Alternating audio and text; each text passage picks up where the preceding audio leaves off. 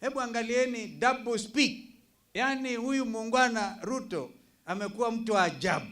Anajua kudanganya hata wazungu. Ameenda na wadanganya. Anaambia kule Sudan tunataka human rights ziheshimike South Sudan. Hatutaki wanawake wasumbuliwe kule.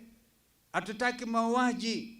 Hatutaki mambo ya goonism in Africa, in Sudan.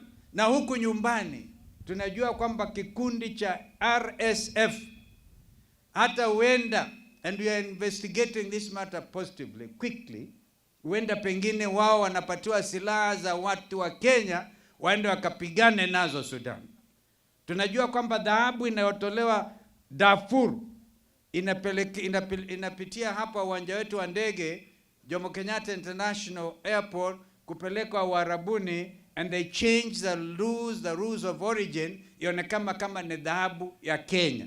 Na ni dhahabu inatoka Sudan, hiyo inaitwa blood diamonds, blood gold.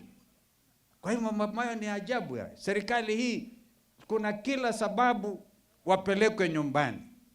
Nyinyi wa Masai mko tayari? Wa Masai mko tayari? Mtajitokeza?